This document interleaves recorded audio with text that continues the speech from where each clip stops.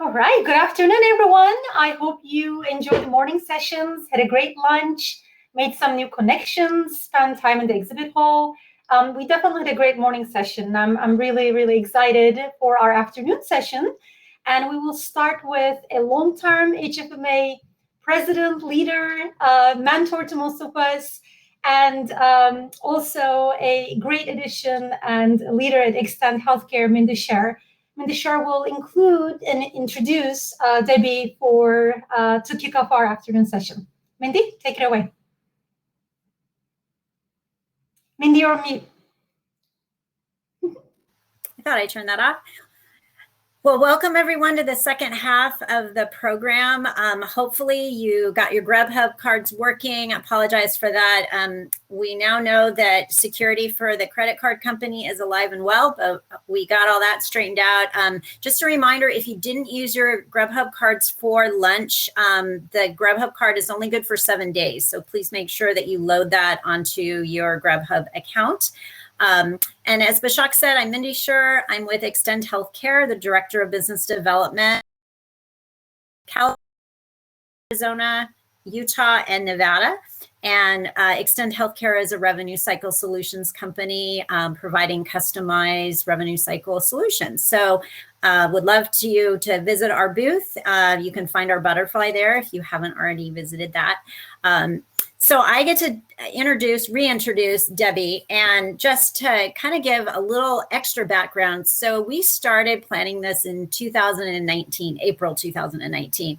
Found Debi, super excited about having her be a speaker. Of course, we had to cancel because of the pandemic, bring her back in the fold. And we had this sort of, well, maybe we'll do it this month, maybe we'll do it that month. So we were really fortunate that she was as flexible as she was and willing to do this virtually versus in person, and get her back now, May of 2021. So I am excited to hear the next keynote, which is Now Your Biggest Crisis Reveals Your Greatest Gift.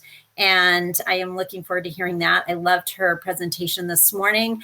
Hopefully everybody is getting to move around the room, see all your friends, and enjoy the Remo app. So without further ado, I'm introducing Debi. Thank you. Hi there. I missed everybody. It's so great to see you again. I hope you had a wonderful morning and a great lunch. Hopefully not too much. You were watching what you were eating based on what I talked about, that nutrition piece. I'm watching you people. Anyway, so what we're doing in this section, in this session, is talking about how your biggest crisis reveals your greatest gift. And I know you're probably thinking, like, that just sounds so full-blown crazy, but let me ask you, I invite you to ponder these two questions. Ready? What if your biggest crisis revealed your greatest gift? And what if the people who hurt you the most were your greatest teachers?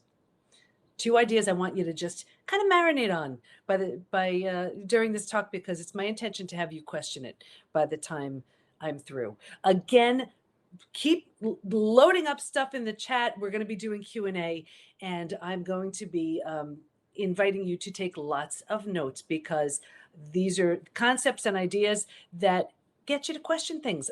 You can't change what you're not aware of. So that's the whole idea. So we can either prevent a life crisis or we heal from one.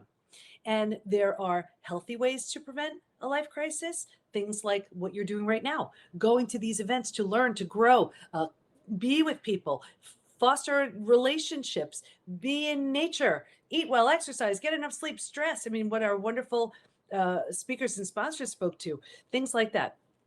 And then there are the unhealthy ways that we try to manage and prevent a life crisis. And that would be when we use things like food, drugs, alcohol, work, TV, keeping busy, reckless behavior. And what's happening is there comes a time where what used to work doesn't work anymore. What used to feel good doesn't feel good anymore. What used to make sense doesn't make sense anymore. And we think we like change. We don't like change. Because what happens is, if we pay attention to what is trying to be heard, it's going to unravel everything. So we use these things to numb, avoid, distract. And you know what it's like? Remember, I'm totally dating myself here. I don't even know if this still goes on.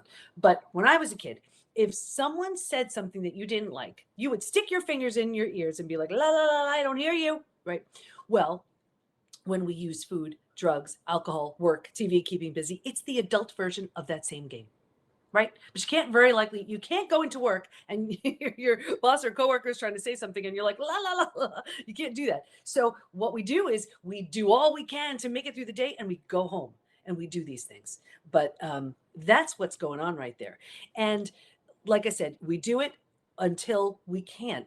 And what's happening is there's something we're supposed to know. There's something we're supposed to feel, something we're supposed to do.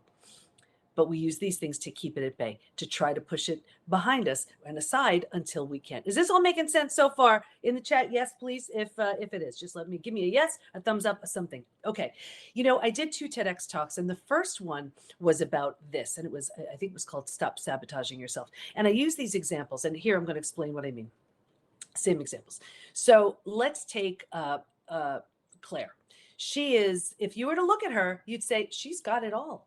Top of her game. She's doing beautifully. She's, has a great job, great career. She's making so much money. She's traveling, beautiful office, all of it. You look at her and you think she's got it all. Well, she sees me because her energy's down. So we do a couple things to get the energy back up, and she's feeling better. And all of a sudden it hits her. It hits her hard. She realizes, oh my gosh, I've been climbing the corporate ladder for the last 25 years in a field I hate. I just did this to please my parents. I hate this. I gave up everything for this. I never got married. I never had kids. I married my job. This is all I know. What the heck do I do now? So it was too big. It's too overwhelming. So she didn't even realize she was doing it, but she dove back into work, sabotaging her success. Or Margot, busy working mom. She gets up, gets everyone ready for the day, goes to work, comes home, makes dinner, cleans up over and over and over again. Well, she's not happy, so she's eating, emotionally eating. And the weight gets to her. So she sees me to get the weight off. And I know rarely is it just about the food. So she's getting the weight off, and all of a sudden the weight's down and it hits her. Oh my gosh, I settled for a job I don't even like. I don't even know if I like my husband. What the heck do I do with that? What do I do? It's too big. It was too overwhelming. So she goes back to the food and gains the weight right back, sabotaging her success.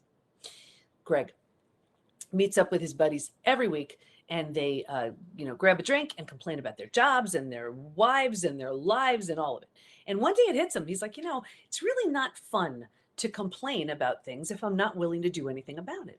So he dives into the world of personal development. Anybody in the world of personal development, you're like a kid in a candy store. Yes. When you all of a sudden, these books, these conferences, these events, you're like, you can't get enough.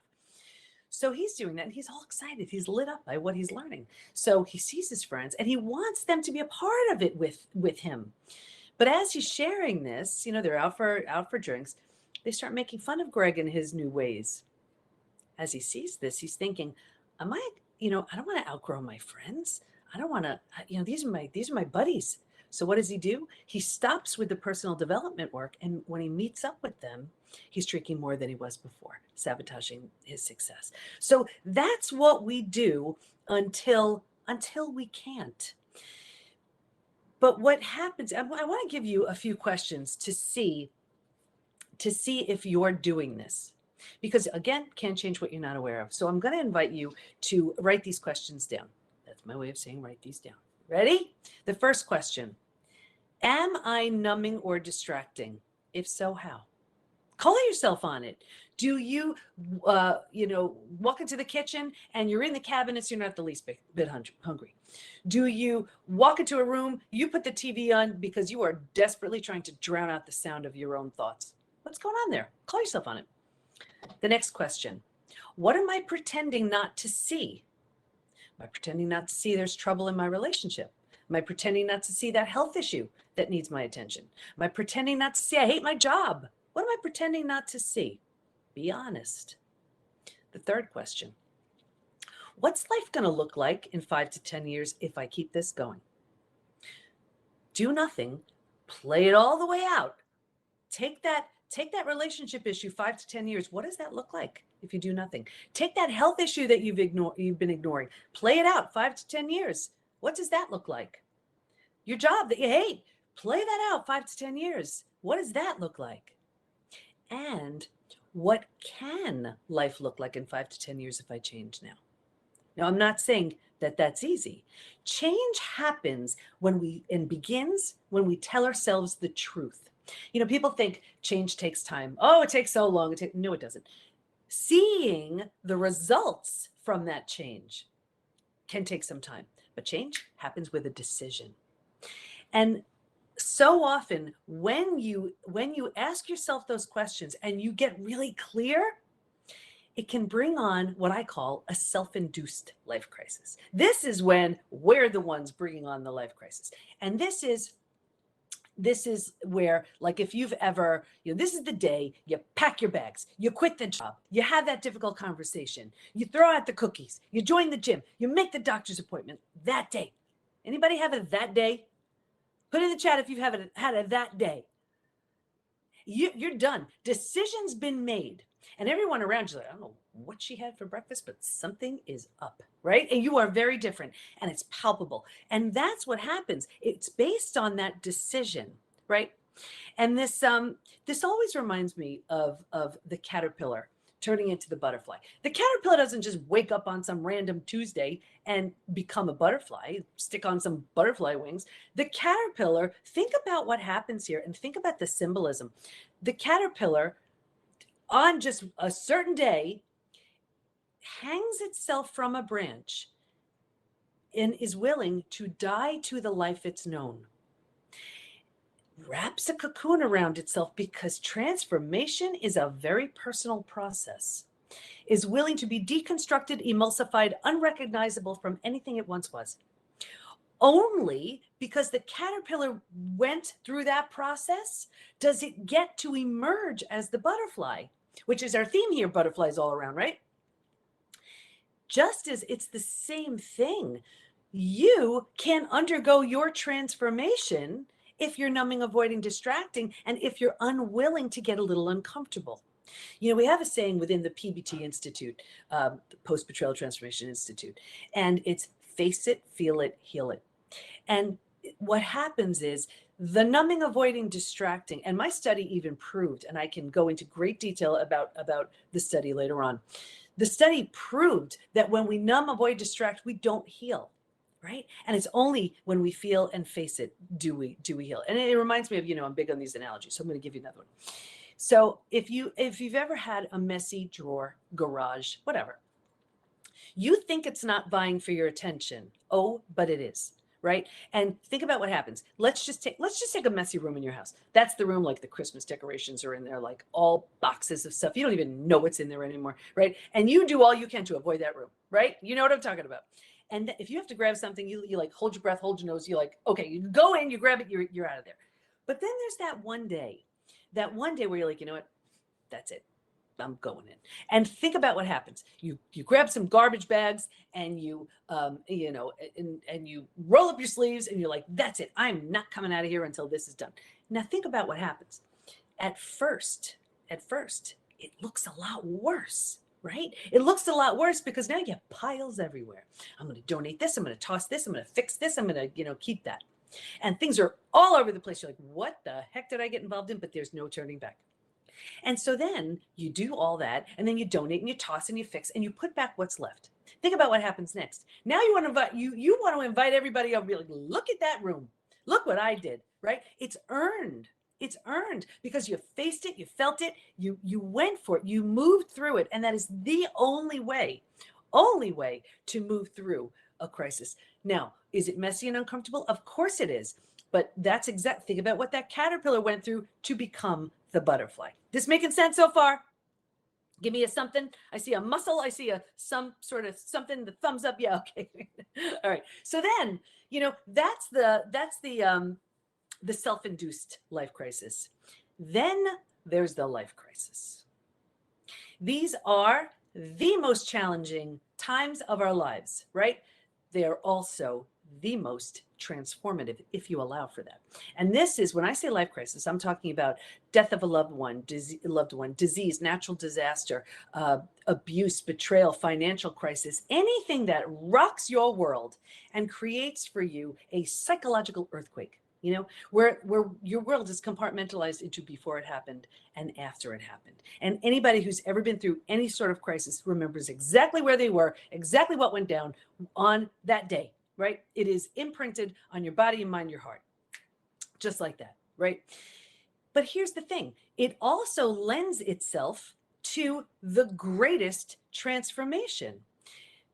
But it's when that's where you're taking that biggest crisis and turning it into the greatest gift. Like, here are a few examples for you. Just want to see. Okay. So let's take Joan. Joan was doing fine. Everything was okay. And all of a sudden she wakes up one day and she's not feeling well. And she's like, okay, well, you know what? It's Friday. I'll get my work done. I'll go to work. I'll do all that. And you know what? It's good. It's good that it's Friday. I'll take the weekend just to relax and feel good. I'm sure I'll be fine by Monday. So she does. And over the weekend, she gets a lot worse. And come Monday morning, she calls in sick. She's like, I don't know what the heck is happening. This is really bad. So she makes an appointment. She goes to her doctor. The doctor is trying to figure out what this mystery illness is. And she goes to a few doctors and she is being run through a battery of tests. And now they're putting her on all kinds of medications. And not only is she not feeling well, but the side effects from the medications are making it worse. She's getting worse and worse and worse. And now she's afraid. And we heard about from our last speaker, what stress does. And then think about it now. She's like, uh-oh, what the heck? It's really bad. When she has nothing to lose, it always takes nothing to lose. When she has nothing to lose, she remembered that like weird alternative things she heard about. And she makes an appointment and she goes and she wakes up the next day. She's not feeling great, but she's feeling a little bit better. She's like, I feel a little bit better. And she goes again. And then she remembers that other alternative treatment that a friend mentioned to her, and she does that. And she's getting her energy back and she's feeling a little bit better.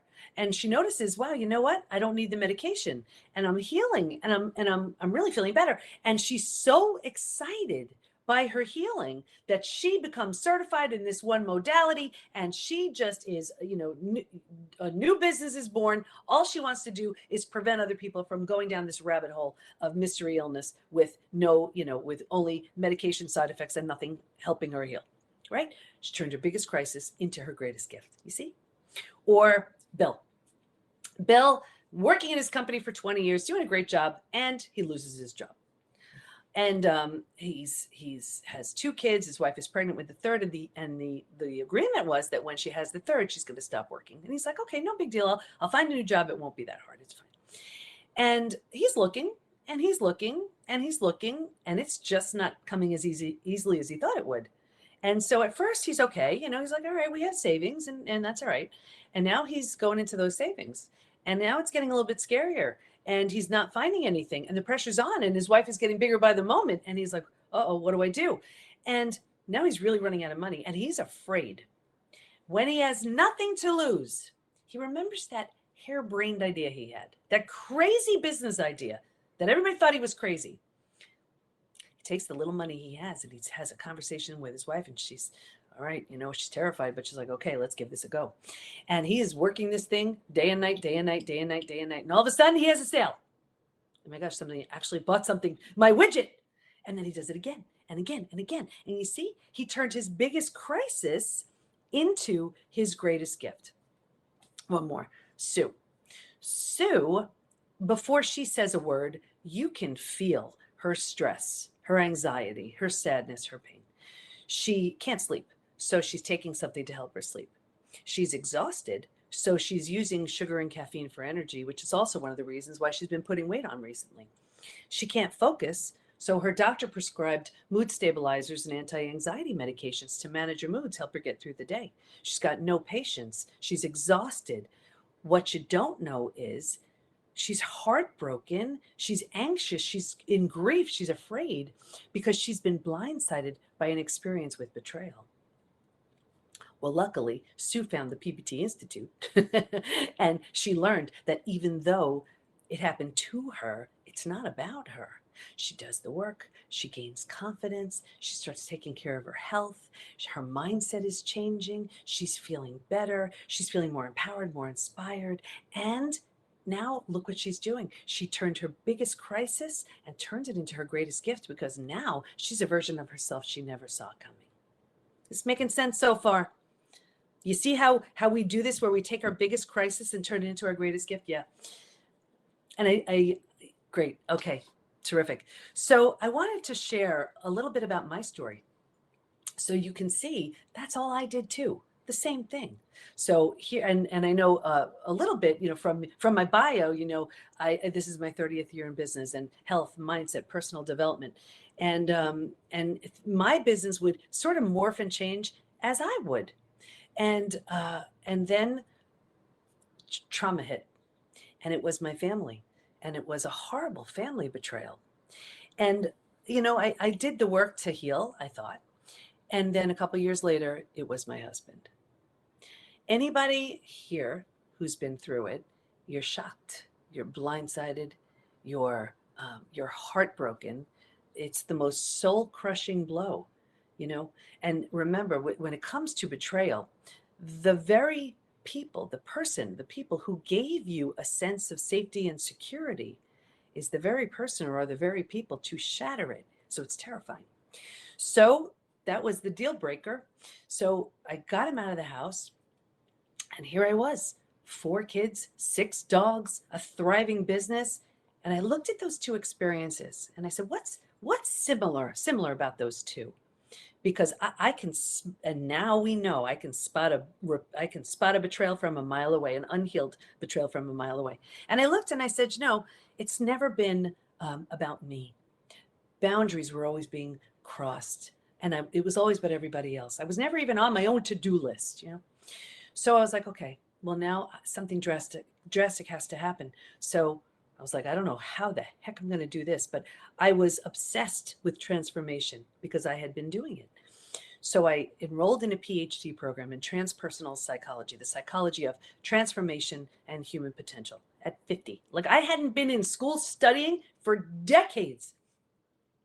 And then it was time to do a study. So I studied betrayal. What holds us back? What helps us heal? And what happens to us physically, mentally, and emotionally when the people closest to us lie, cheat, and deceive? Well, that study led to 3 groundbreaking discoveries. The first was that healing from betrayal is very different than other life crises. And if you've been through other life crises, death of a loved one, disease, natural disaster, whatever, you know how different it can feel. So I coined a new term, which is now called post-betrayal transformation. That's the complete and total healing after an experience with betrayal. The second discovery was that there's this collection of symptoms, physical, mental, and emotional, so common to betrayal, it's now known as post-betrayal syndrome. We have a quiz on our site to see to what extent someone's struggling. And we've had easily over 19,000 people at this point take the post-betrayal syndrome quiz. And it's interesting because you've been taught, and me too, time heals all wounds. I have the proof. When it comes to betrayal, that's simply not true. There's a question on the in the quiz that says, is there anything else you'd like to share? And of course, people write the physical, the mental, the emotional symptoms left in the wake of this type of experience, of betrayal of a family member, partner, friend, coworker, self from years ago, it doesn't matter.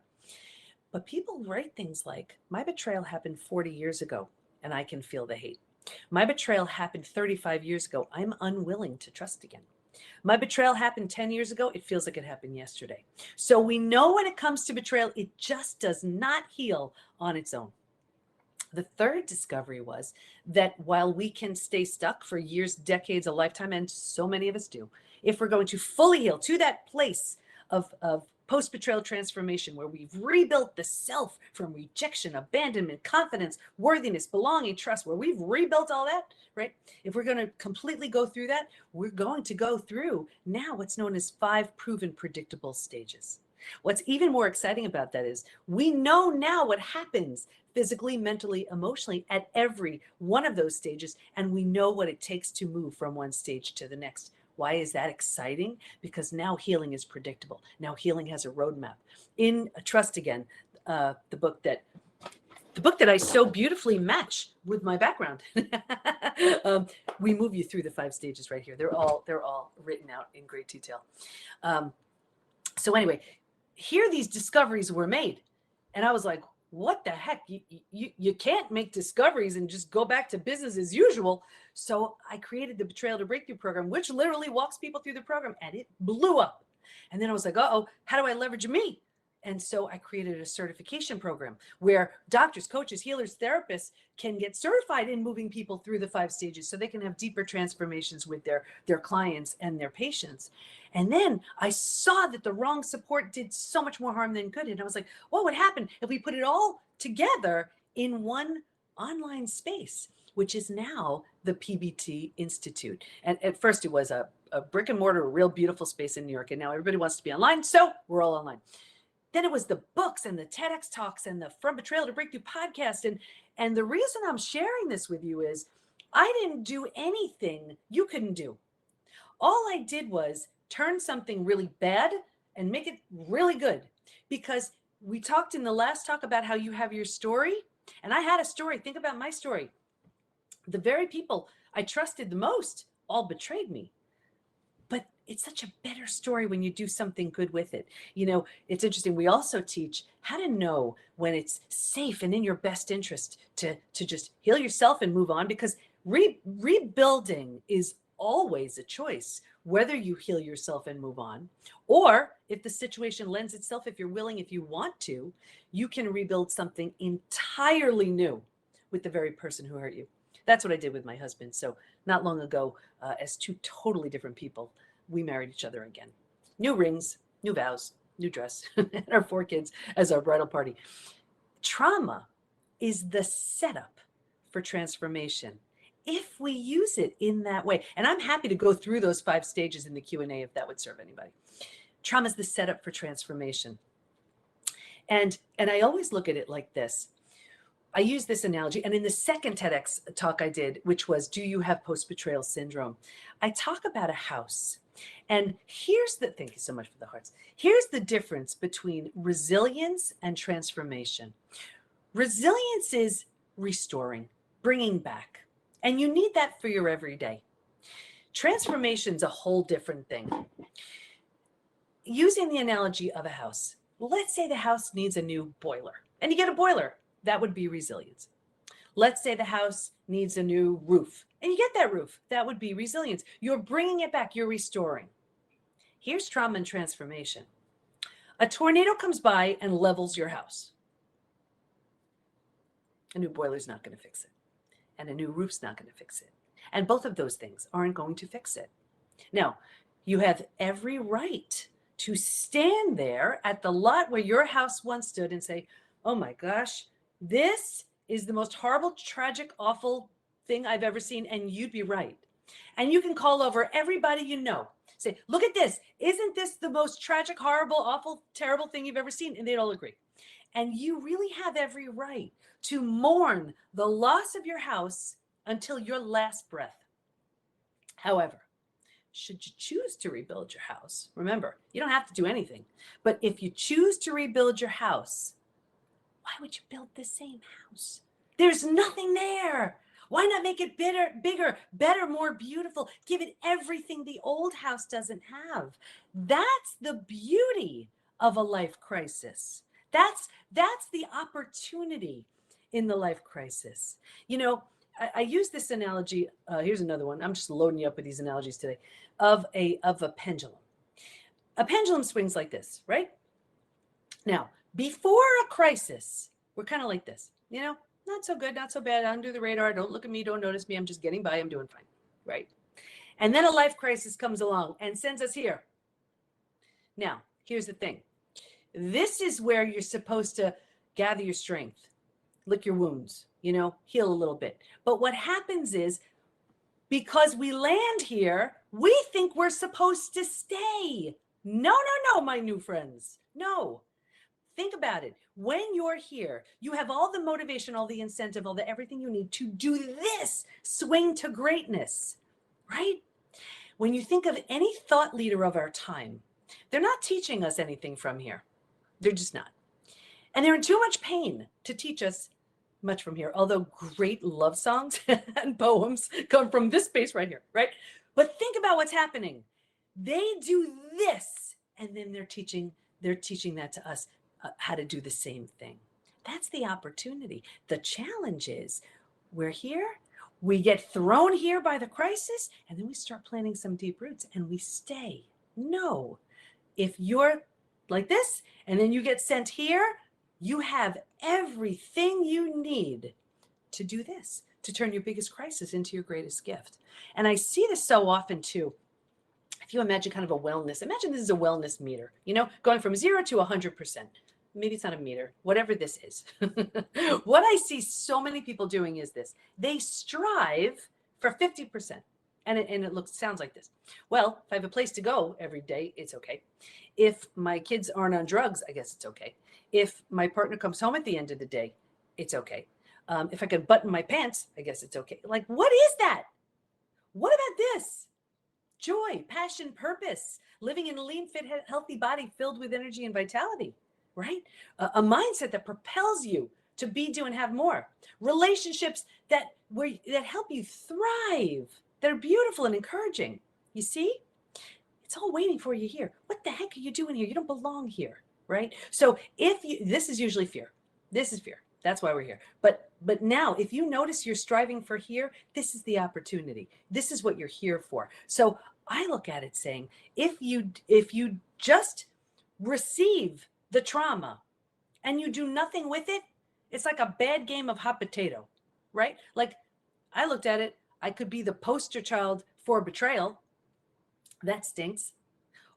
Or instead, I'm leading a community with thousands of people impacted. They have a roadmap to heal from something they never saw coming, they never thought they'd heal from, right? All I did was take my biggest crisis and turn it into my greatest gift. So I invite all of you to consider, again, the same questions I asked you in the beginning. What if your biggest crisis reveals your greatest gift? And what if the people who hurt you the most are your greatest teachers? It's a different way to look at it. I promise you, when you do, you will build the most magnificent house you can ever imagine.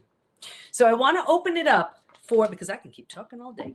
I want to open it up for Q&A because I know I dropped a lot of stuff on you.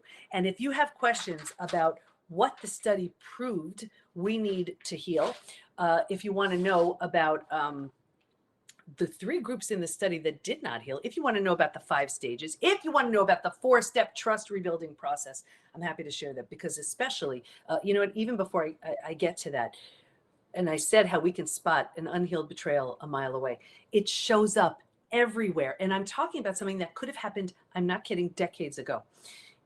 It shows up in your health, in your work, in your relationships. Like I'll see it in one of 2 ways in relationships. The first way is repeat betrayals. A repeat betrayal is the sign that there is an unhealed betrayal going on right here. And people say to me all the time, they're like, I go from boss to boss to boss, coworker to coworker to coworker, friend to friend to friend, partner, partner, partner. The faces change, but it's the same thing. Is it me? Yes, it is. It's you. Not that it's your fault. It's your opportunity. There's a profound lesson that's waiting to be learned. You need better boundaries in place. You are lovable, worthy, and deserving, whatever it is. Until and unless you learn that, you'll keep getting opportunities in the form of people to teach you that. The other way is we see the big wall go up. Nope, been there, done that. I'm not doing that again. And we keep out the bad ones, but we keep out the good ones too. And we think it's coming from a place of strength. It's not. It's coming from a place of fear. And when we keep everyone at a distance, when we do not learn how to trust, it's like living half a life, and trust is big. It's huge. And I look at trust like a brick wall. It can take decades to build. The only way I know of is building it brick by brick by brick. Every opportunity that someone has to show that they're trustworthy is like a brick in that brick wall. And now imagine here, this brick wall is built, and then the very person who built the brick wall shatters the whole thing. Now, you have every right to look at the rubble of bricks and say, I don't have the least bit of interest sticking around to watch that thing get rebuilt again. And that's totally fine. However, if you're remotely considering any sort of relationship with that person, that friend, that partner, that whatever, the person whose trust is shattered has to be willing. But the person who did the shattering has to be a really good bricklayer. And that's why trust takes time, because the only way to build it up again is the same way it went up the first time, with every opportunity showing that they're trustworthy, representing a brick in that brick wall. So like I said, happy to go through the 4-step trust rebuilding process, happy to go through the 5 stages and anything else that would serve. I'm sure you have questions because I spoke so fast and gave you so much stuff. What questions do you have for me? Thank you so much, Debbie. We sure do have quite a bit of questions. So great. Can you talk about the individuals in the study that did not heal? Do you have insight to why they didn't heal? Oh, yes, I do. There were 3 groups in the study who didn't heal. The first group refused to accept their experience. So essentially, imagine this is the group who stood over the house, mourning, crying, not about the loss of the house. That's all they did. And they kept bringing people over and they kept showing people the house and they kept talking about it and living it. And that's all they did. So if you can imagine, it's the person who just refused to accept their experience. Those were the people who just like kind of stared at the lot where the house once stood. The second group was the group that was numbing, avoiding, distracting. Now, as the researcher to this study, you're not supposed to assume anything. I was new at this. I assumed, I was like, you know what? The people who were the hardest hit would probably grow the least because they have the most to overcome. I was dead wrong. That had nothing to do with it. It was the people who were numbing, avoiding, distracting. It may have made the day a bit easier to deal with, but it kept healing at bay. It was the ones who put their head down and they said, that is it. I am just not looking up until I'm out the other side. Those were the people who managed to heal. And I was one of them. And because I remember saying, if I can manage to heal from this, I'm taking everybody with me. The injustice was so great, it wasn't even enough for me to heal, just for my own sake. It just wasn't. And I was like, no, I have to do something really, really big with it. That was the drive. That was the fuel. And I didn't want anything clouding any vision of any of it. And I'm not saying it wasn't the hardest thing I have ever done. I've been through death of a loved one. I lost my mom. I'd been through disease. I was in the ICU for 11 days. I write all about it in Trust Again. And this by far, hands down, hardest thing I've ever done. And my heart goes out to anybody who's been through it, going through it. I know how painful it is. But I also will tell you, I don't know if there's anyone stronger than someone who's healed from betrayal, because you've rebuilt the self. The entire self gets shattered. That rejection, abandonment, confidence, worthiness, belonging, trust, they all get shattered. And when you rebuild that, you're essentially creating a new identity. You're keeping the parts you like, letting go of everything that doesn't serve. Perla, I don't even remember what the question was. Did I answer your question? Oh, yes, about the people who didn't heal. There was a third group. This was really interesting. This was the group where the betrayer had no consequences. So whether it was for out of fear, religious reasons, not wanting to break up a family, financial fear, whatever it was, this group, I saw 2 things. Number 1, I saw a further deterioration of the relationship. And 2, by far, this group was the most physically sick.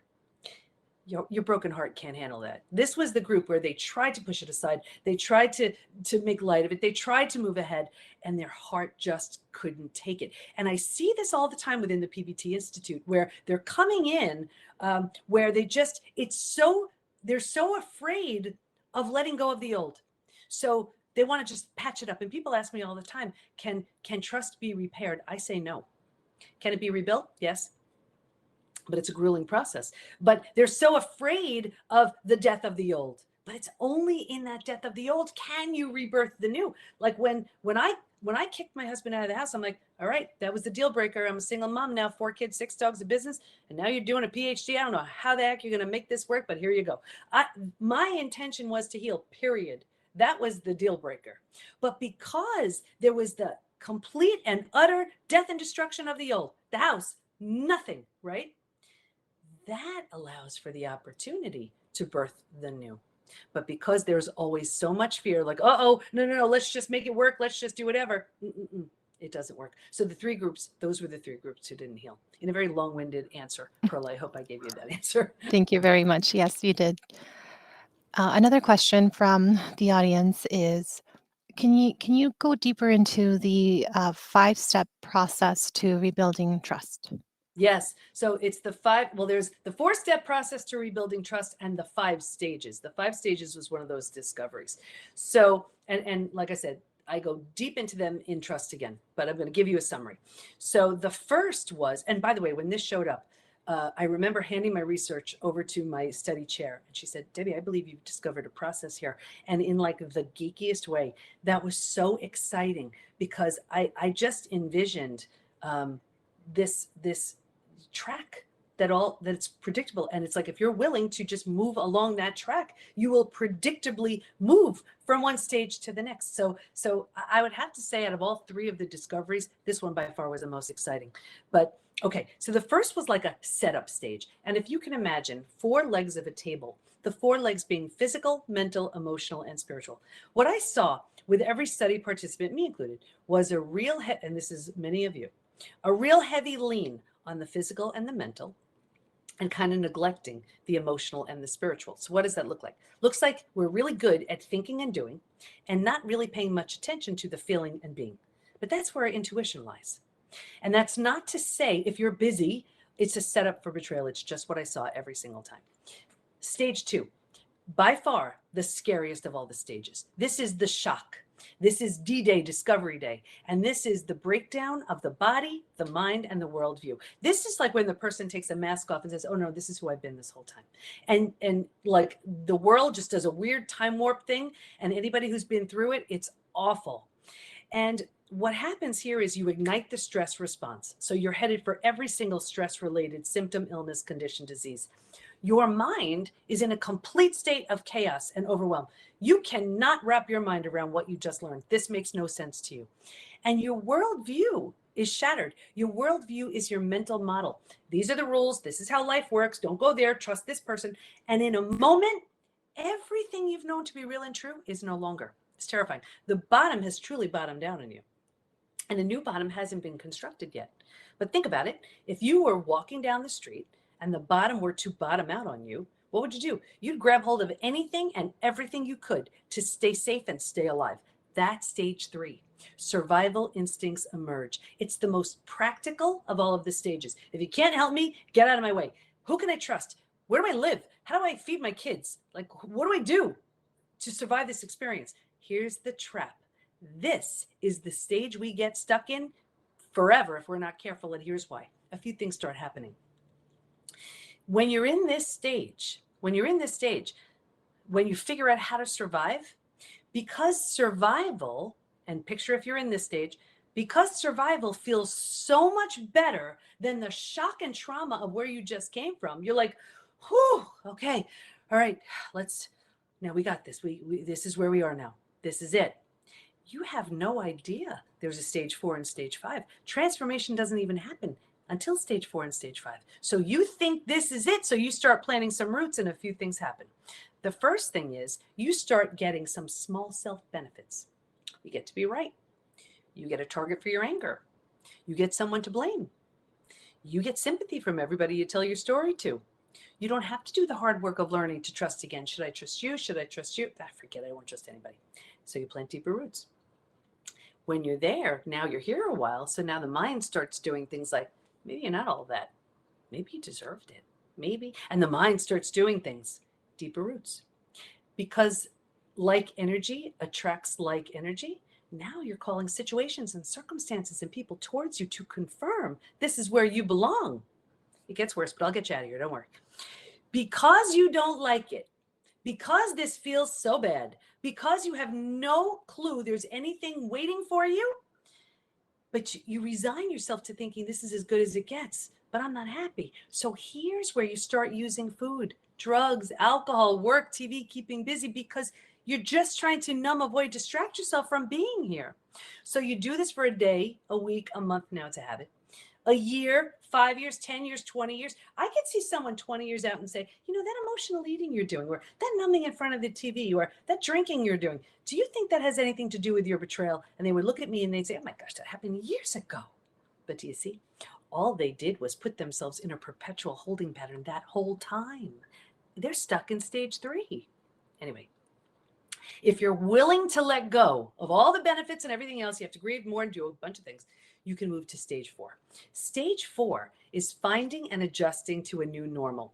Here's where you acknowledge, I can't undo the betrayal, but I can control what I do with it. And I always use this example of, if you've ever moved to a new house, office, condo, apartment, whatever, your stuff's not all there. It's not quite cozy yet, but it's going to be okay. When you're in this mental space, what you start doing is you're turning down the stress response. You're not physically healing just yet, but you stop causing the massive damage you were causing in stages 2 and stage 3. But here's what's interesting too. If you were to move, you don't necessarily take everything with you, right? You don't take the things that don't represent who you want to be in this new space. Well, this was what was so interesting. If your friends weren't there for you, here's where you've just outgrown them. You don't take them with you. So people say to me all the time, my gosh, I've had these friends 10, 20, 30 years. What the heck? Is it me? Yes, it is. You're undergoing a transformation and you've just outgrown your friends. Remember I talked about this? That's what this is. That's what happens right there. Anyway, when you're in stage 4, you've made it cozy, you've made it home, you feel good about it, you can move into the 5th most beautiful stage. And this is healing, rebirth, and a new worldview. The body starts to heal. Self-love, self-care, eating well, exercising. You didn't have the bandwidth for that earlier. Now you do. The mind starts to heal. New rules, new boundaries based on what you've been through. And you have a new worldview based on everything you've gone through, your whole experience. And remember the 4 legs of the table? In the beginning, it was all about the physical and the mental. By this point, we're solidly grounded because we're focused on the emotional and the spiritual too. Those are the 5 stages. Any comments on those? I'd love to hear what that, if you realize you're stuck in a certain stage, or that resonates. It certainly does resonate with me and definitely the other ladies here in the room. If anyone from the audience wants to jump on and give a comment, we can go ahead and raise your hand and I can bring you on stage. But we do have a couple more questions, Debbie. Sure. This one, I hope I'm interpreting it correctly. Mm-hmm. Our attendee asks, what if you don't know what or who betrayed you, but you are aware of your numbing and distracting behaviors? Yeah, it doesn't necessarily have to be a betrayal that's causing you to numb and distract. It's not that everybody has experienced either a profound betrayal or possibly the sort of, we call it a death by 1,000 cuts, the small ones that over time, like the little lies, the whatever it is. So I would say those questions that I had you ask yourself, that's really going to enlighten you to what you're doing. Am I numbing and distracting? If so, how? What am I pretending not to see? The what am I pretending not to see question may really open things up for you, where you may realize, oh my gosh, it's not a betrayal, but I see, what am I pretending not to see? Oh my gosh, I'm pretending not to see that I've experienced whatever, or I don't like this or something. So I would dive in much deeper to that one and see what shows up. Thank you very much. Yeah. Going back to your answer to one of the previous questions, one of our members would like to know, in more practical terms, how do you get from fear to opportunity? That leap is scary for most of us. It's terrifying. You have to acknowledge that it just is. And it's not that it will ever be easy. I like to reframe it a bit as, yes, instead of saying scary, it's unfamiliar, just like anything else you've ever done. Everything you're doing now was unfamiliar once, just like this is, but it's just fear. It's just fear. But your best life is waiting for you when you let. But that's what's scary, because you really are venturing into the unknown. If there is that complete and utter death and destruction of the old, you don't know what's going to show up, right? But what are you hanging on to? Is that worth it? But that fear is keeping you stuck. That fear is keeping you sick. That fear is keeping you small. We think we're, it's sort of we use it as a way to maintain control. because especially with something like betrayal, everything is out of control. Our life is simply spinning out of control. So we look at it like, at least if I'm afraid of this, it's the devil I know, right? It's like that, the devil I know versus the devil I don't know. But what I have seen, countless examples of members within the PBT Institute, it takes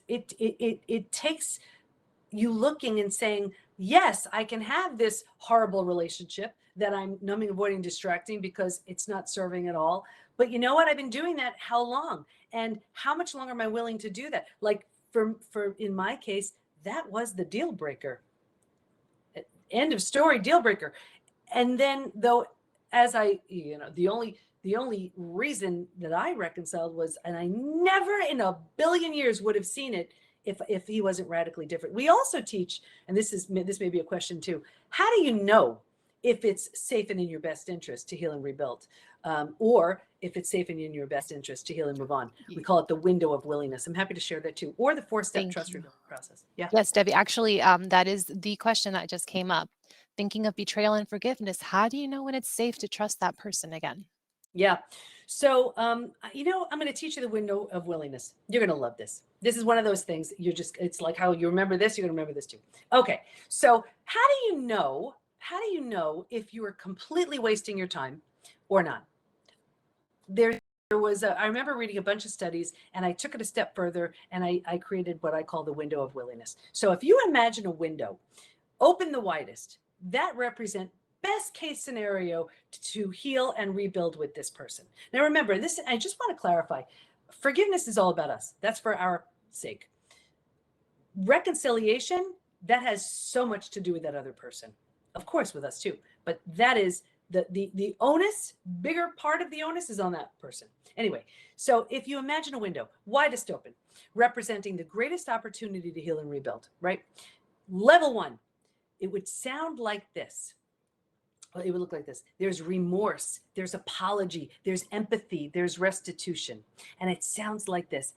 I am so sorry for what I did. I can't imagine the pain I've caused you. What can I possibly do to make it right? Now, of course, with betrayal, it's going to take a whole lot more than that, but you're off to a good start. There's ownership, there's taking responsibility, right? You could feel the window closing a little bit with this next one. You'll feel it. Ready? You know it's coming when you hear the word because. I did it because, I said it because. Now, you still may be willing to listen, but it just doesn't sound as good as when the window was as wide open as it was before. Think about an experience with work. I'm sure this has happened so many times. Like somebody does something at work, right? When they own it, it feels way better than if they start making an excuse. You may still be okay with it, but it's like, okay. Feel the window closing even more with this next one. You know it's coming when you hear the word you. I did it because you.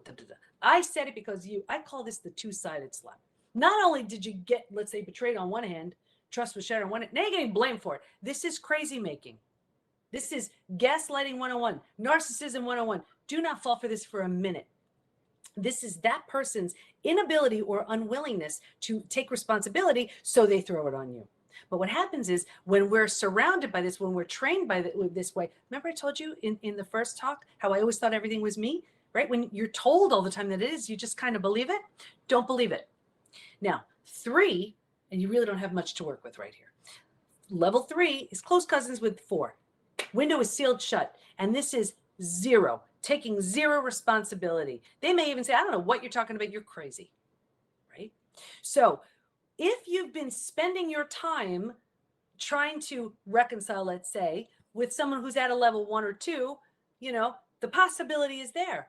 But my friends, if you've been banging your head against the wall, wondering why you're trying so hard, you've exhausted yourself over and over and over again, you feel like you want to walk around with a pad and pen because what you're saying, and then they're turning it around, and you're dealing with a level 3, a level 4, save yourself, heal yourself, and move along. At this point in their journey, they're unwilling or incapable.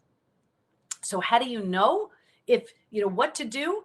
Check the people in your life. And I know with a lot of you, a lot of this is a hard one, because you're like, oh my gosh, this person is a complete and total level 3 or level 4. What am I doing? Well, now you can set yourself free. Level 1 and level 2, totally up to you. Level 3, level 4, heal yourself and move on. At this point, they're incapable or unwilling. Does that answer your question? It does. Thank you so much. And as we are furiously taking notes and eating up every comment, what was the name of the technique? The window of willingness. window And it's of in trust again. willingness. That's yes, exactly. Thank you so much. Of course. Okay, we have a few more minutes, and there's a couple more questions. Can you give us a little bit more information on the difference between repaired trust and rebuilt trust? Yeah. I don't believe it can be repaired. It is so foundational. It is so foundational. That's what gives us a sense of safety and security. So when it shattered from the very person who gave us that sense of safety and security, I don't think it can be repaired. I do believe it can be rebuilt. Here's another analogy. Yeah, I'm just loading you up with these today. So, it's like, imagine a bird who is building this nest, this home, safety and security for its inhabitants, right? And lovingly, I assume, is grabbing twigs and sticks and all these things to build this safe and cozy nest for whatever's going to live there. Now imagine the bird just says, you know what, that's it. I'm destroying the whole thing, right? The whole thing destroyed. Well, whatever's living in there has two choices. You survive that or you perish, right? But the reason why, and this was, why the first discovery that how betrayal is so different from other life crises, the reason why it's such a shock. It's such a shock. With other crises, you grieve, you're sad, you mourn the loss, life will never be the same, but you don't necessarily take it personally. Betrayal hits us on such a deep level because it feels so intentional. So we take it so personally. So the whole self has to be rebuilt. Did that answer your question? Yes, thank As you. see, I go on these tangents. Thank you so much. And then Sure. one last question. Sure. How do you eliminate individuals that are bringing you down, specifically when they have been part of your life for quite a long time? Yeah. This is the thing. Here's where we do things so often because we think we should. And you've probably heard stop shoulding on yourself. And what happens is, I should tolerate this. I should just go along with it. I should do this. Check with yourself and how you feel when you do. Right? Because your body is screaming at you, letting you know how that's working out for you. And here's the thing. Very often we do it because we think we should, and because we don't like confrontation, because things are going to get ugly if all of a sudden I stand up for myself. Well, think about the context of this relationship. Oh, it's working really well if you get bullied or put down or told what to do or can't stand up for yourself. That's it. That's how it's working, right? So this is why, and I teach this all the time. When you change, remember we talked about the caterpillar.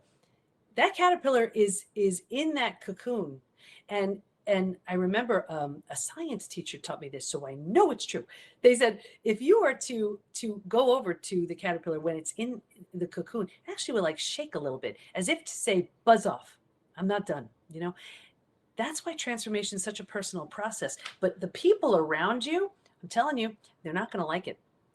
They're not going to like it because they liked controlling you. They liked telling you what to do. They liked when they knew where you stood. And now all of a sudden, here you are seeing things from a very different vantage point, seeing things very clearly, having what to say as much as they do. And it doesn't always lend itself to a comfortable conversation. So I would say, take a look at why you're tolerating this. Is it a should? Is it a low self-esteem? Is it you think you have to? What's going on there? Look under the hood and say, what's the reason why I'm doing this? And, remember the questions. What would what's life going to look like in 5 to 10 years if I keep this going? And what could life look like in 5 to 10 years if I change now? I would play that all the way out and see what shows up. Wow, that's so powerful, Debi. Thank you so much. Looks like all of our questions have been addressed. We really appreciate you coming on. And I know it's not the last time we'll be seeing you on stage. That's right. Thank you so much. And I guess I'll be hosting the panel soon and more to come. Thank you so much, Debi. You are a delightful storyteller. I'm even getting personal messages saying how wonderful you are and how easy to follow, and there's so many actionable things that we got out of this.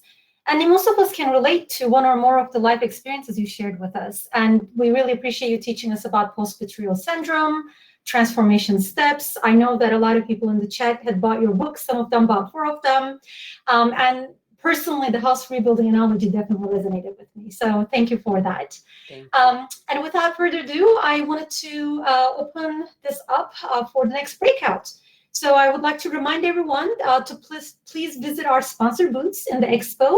And please remember that you must complete the entire worksheet on page 12 of your program. You can do the physical one, or you can do the electronic one that you can get from the email that was sent to you to be entered into the $500 raffle. So this is the last breakout of the day. It will take 30 minutes, and I will meet you back here in 30 minutes at 3 p.m. Pacific time to continue with our program. Enjoy your 30 minutes. Talk to you soon.